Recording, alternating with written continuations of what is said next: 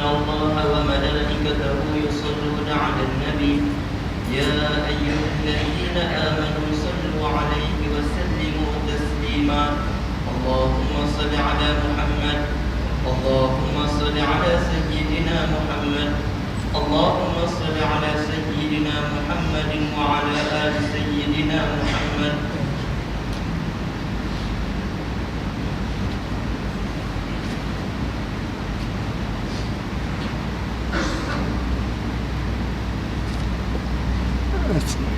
السلام عليكم ورحمة الله.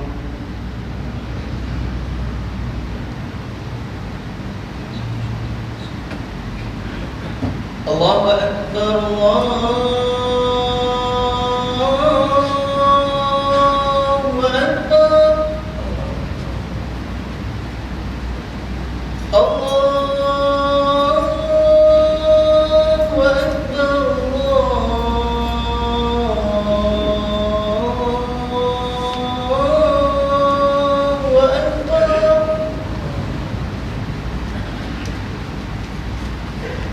أشهد أن لا إله إلا الله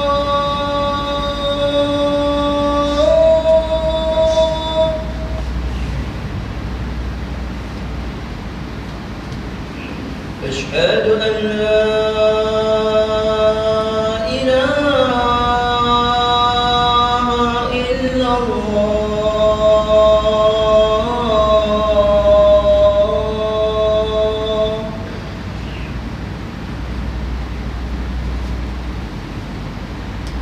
أشهد أن محمدا رسول الله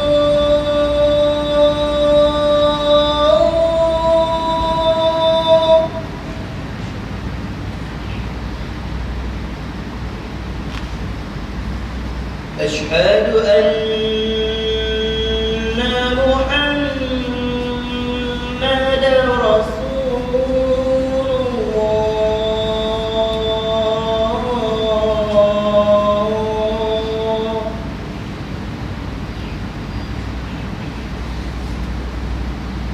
حي على الصلاة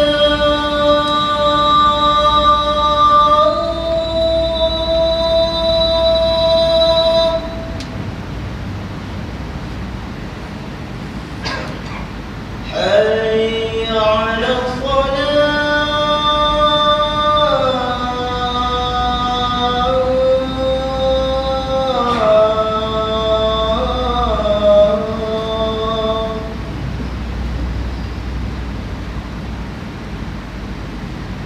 حي على الفلاح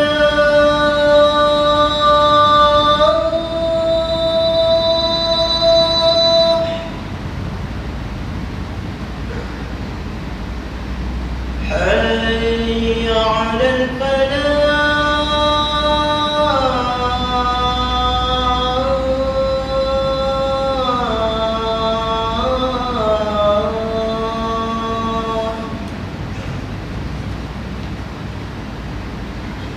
الله أكبر الله أكبر لا إله إلا الله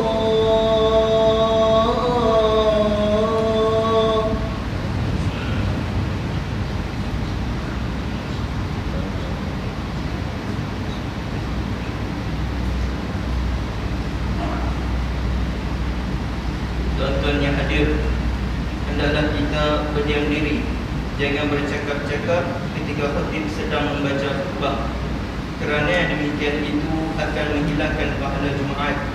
Sabda Rasulullah sallallahu alaihi wasallam, "Idza qulta li sahibika yaumal jumu'ah ansit wa imam yakhtub faqad laghaw." Rawahu Bukhari wal Muslim an Abi Hurairah radhiyallahu anhu.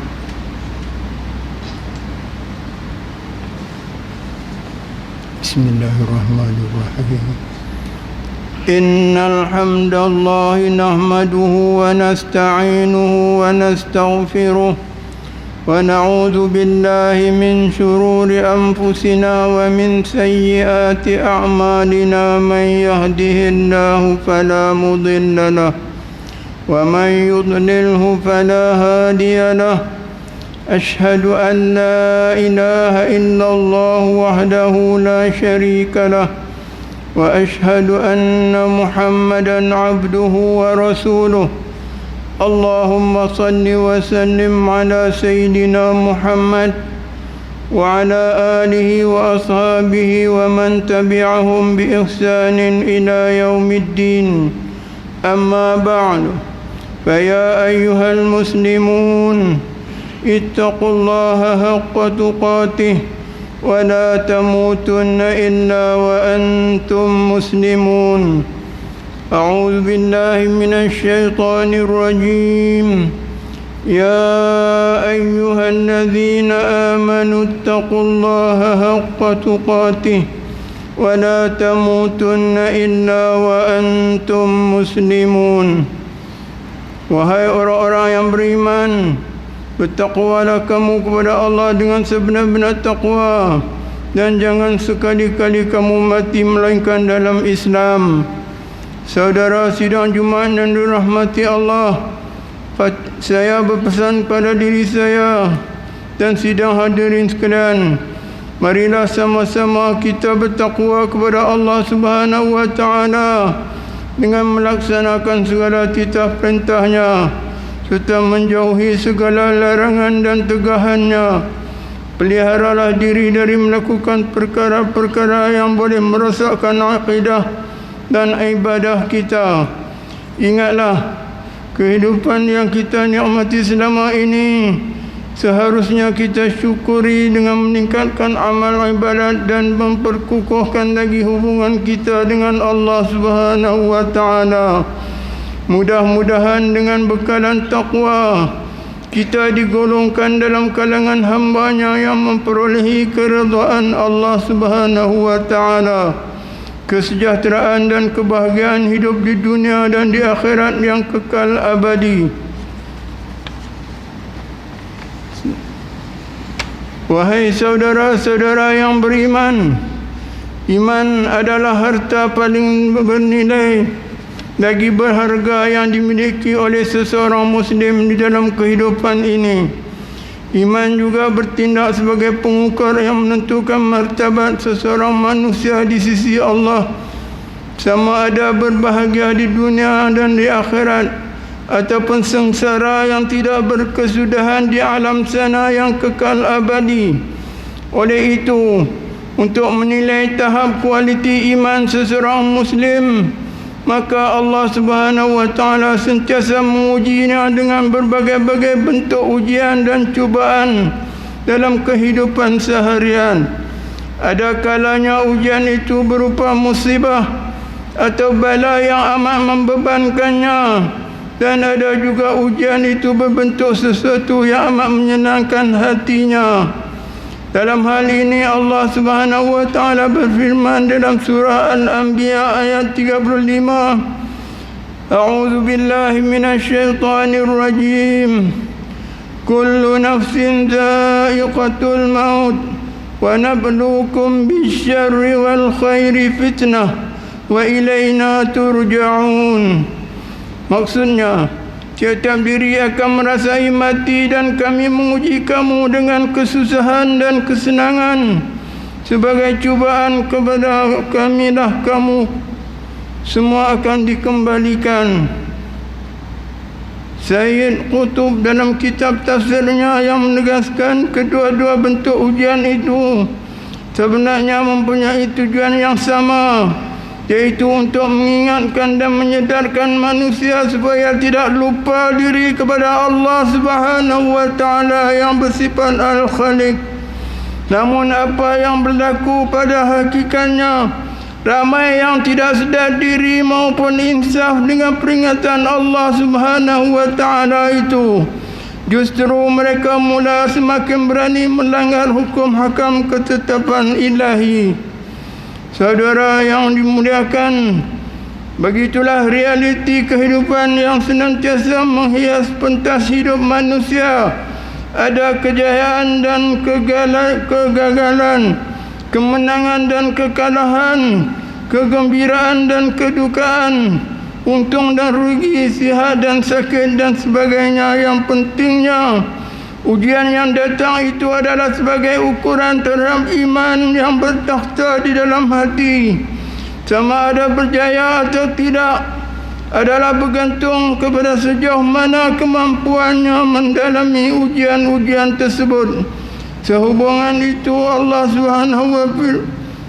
Subhanahu wa ta'ala berfirman dalam surah Al-Insyiqaq ayat 19. A'udzu billahi minasy syaithanir rajim. La tarkabunna tabaqan 'an tabaq.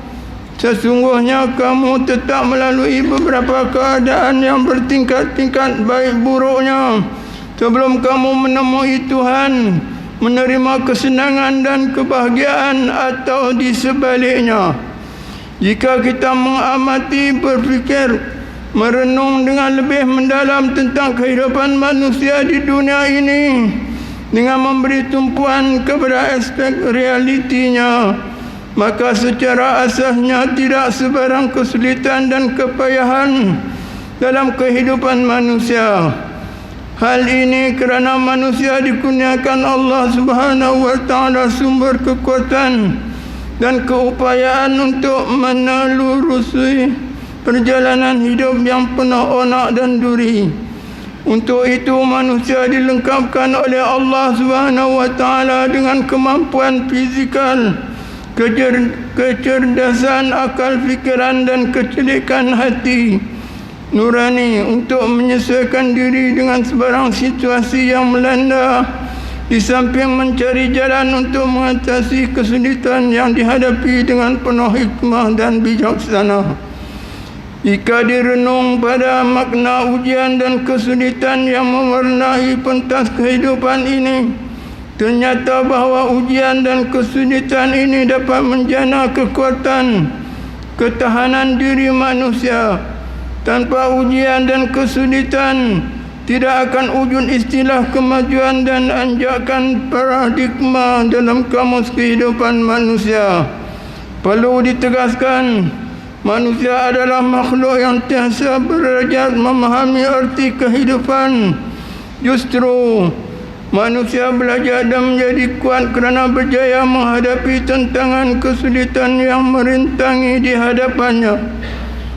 Sebaliknya, tanpa kesulitan dan kepayahan, daya kekuatan fizikal dan kecerdasan akal yang dimiliki manusia tidak akan ada nilainya dan tidak manfaat sama sekali. Tanpa kesulitan dan ujian juga, daya pemikiran dan kewarasan manusia pun akan terencat, sekaligus akan membantutkan perjalanan manusia di dalam kehidupan yang penuh dinamik dan sentiasa berubah ini.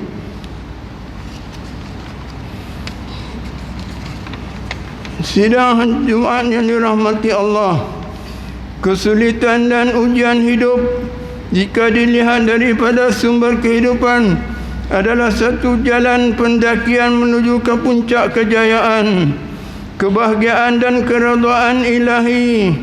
Oleh sebab itu, kesulitan hidup jangan dikeluhkan, apatah lagi dicaci maki, kerana kelak akan menghancurkan kemampuan yang dimilikinya. Maka ada baiknya setiap kesulitan dan ujian hidup akan dihadapinya sebagai langkah untuk mendekatkan diri ke hadirat Allah Subhanahu wa ta'ala.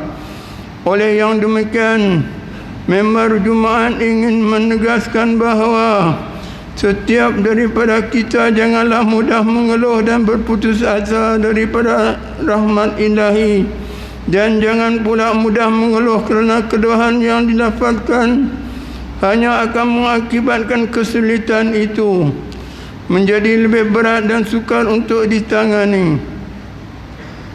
Di satu segi yang lain, kegagalan bukan berarti gagal selama-lamanya. Ini adalah falsafah hidup yang sewajarnya menjadi pegangan setiap hidup Muslim di dunia yang serba mencabar ini. Sepatutnya kegagalan yang ditempuhi itu mampu menyuntik semangat juang dan meningkatkan keimanan serta ketabahan dalam menelusuri hidup yang penuh pancaroba. Justru itu umat Islam sewajibnya memahami dan menyadari hakikat kehidupan sebenar yang syarat dengan ujian, perjuangan dan pertarungan sengit yang bakal menentukan kualiti diri insan, sama ada merupakan insan yang soleh atau insan yang toleh. Kesimpulannya, ujian hidup ini sebenarnya adalah satu perjalanan hidup yang pasti dan mesti dilalui oleh setiap insan yang menghuni bumi Allah ini. Setiap insan sewajarnya bersiap sedia kerana ujian ini kadang-kadang menjelma tanpa diundang dan disedari olehnya, biarpun tidak dirancang sama sekali. Ini kerana ujian itu berada di bawah ketetapan ilahi jua. Yang paling penting sekali, tidak kira sama ada kepada Allah Subhanahu wa taala, semestinya bersedia mendepani setiap liku-liku hidup yang penuh dengan pancaroba. Ingatlah sentiasa kepada Allah Subhanahu wa taala dalam semua keadaan. Mudah-mudahan rahmat dan hidayah Allah Subhanahu wa taala menemani setiap detik hidup insan yang beriman. A'udzu billahi minasy syaithanir rajim. Allazi khalaqal mauta wal hayata liyabluwakum ayyukum ahsanu amala wa huwal azizul ghafur. Dialah yang telah mentakdirkan adanya mati dan hidup kamu untuk menguji dan menzahirkan keadaan kamu. Siapakah di antara kamu yang baik-baik amalnya, dan ia maha kuasa membalas amal kamu, lagi maha mengampun bagi orang-orang yang bertaubat. Barakallahu li wa lakum fil Qur'anil azim, wa nafa'ani wa iyyakum bima fihi minal ayati wa dzikril hakim. وتقبل مني ومنكم تلاوته إنه هو السميع العليم. أقول قولي هذا وأستغفر الله العظيم لي ولكم ولسائر المسلمين والمسلمات والمؤمنين والمؤمنات فاستغفروه فيا فوز المستغفرين ويا نجاة التائبين. اللهم صل على محمد. اللهم صل على سيدنا محمد. اللهم صل على سيدنا وحبيبنا وشفيعنا وزخرنا ومولانا محمد.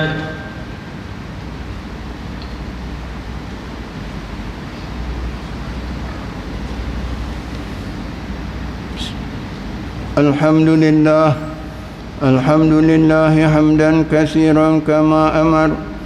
أشهد أن لا إله إلا الله وحده لا شريك له، وأشهد أن سيدنا محمدا عبده ورسوله. اللهم صل وسلم على سيدنا محمد المنقذ من الضلالة والجهالة إلى نور الحق والإيمان والهدى، وعلى آله وأصحابه الذين هم قدوتنا ولهم الفضل على جميع الأمة إلى يوم القارعة. أما بعد، فيا عباد الله، فإني أوصيكم ونفسي بتقوى الله العلي العظيم، فاتقوه لعلكم تفلحون.